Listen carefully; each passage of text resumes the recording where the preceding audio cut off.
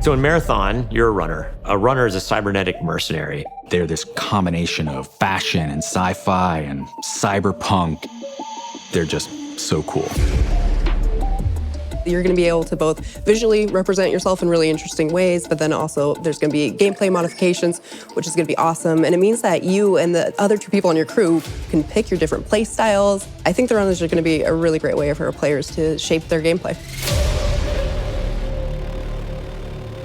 Tau Ceti is a very vibrant and dangerous world.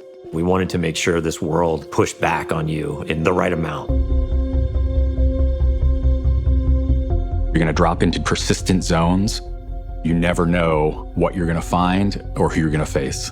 You're trying to get out alive, and so is everyone else. Are you serious?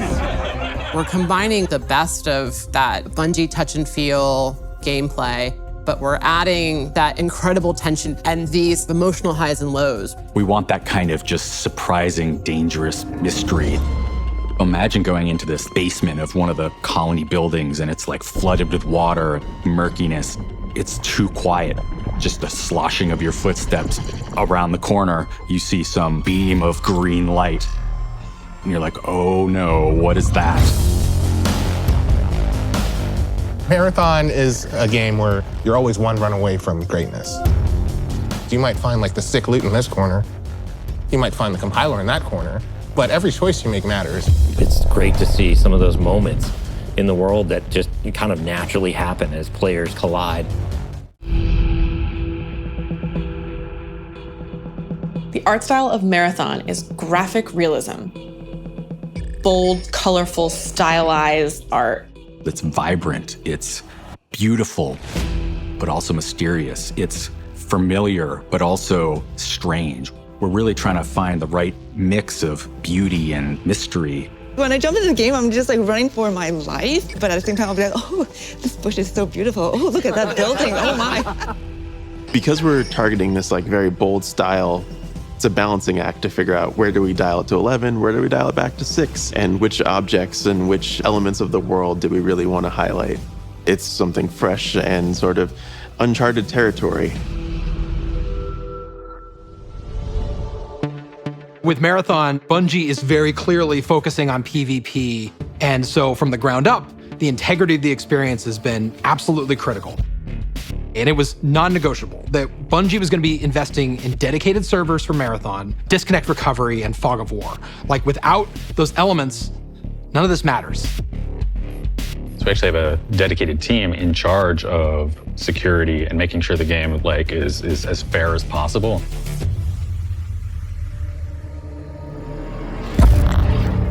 Marathon's going to be releasing on PS5, Xbox Series X and S, and PC, and it's going to have full cross-save and cross-play. We are marching towards our alpha, which is really exciting. We wish we could show you all the cool stuff that we're working on right now, but we can't do it just yet.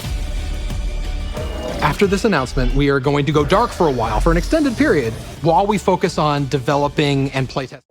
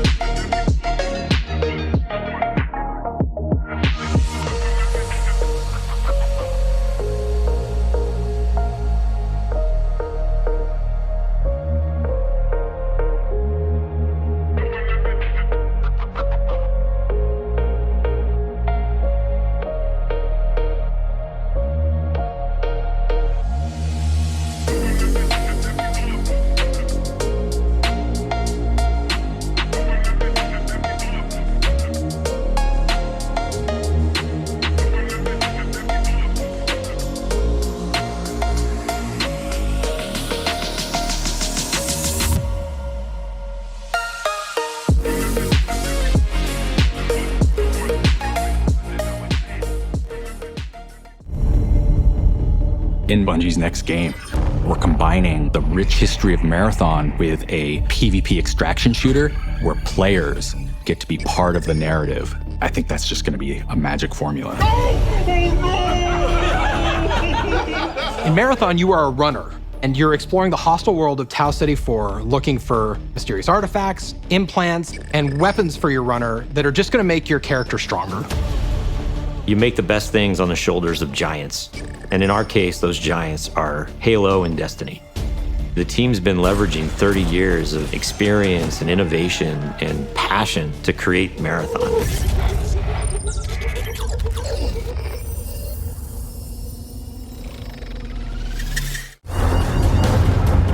What runners are doing is gonna be that exciting narrative that unfolds over the course of a season. Who knows what's gonna happen, but imagine if one crew happens to find an alien key.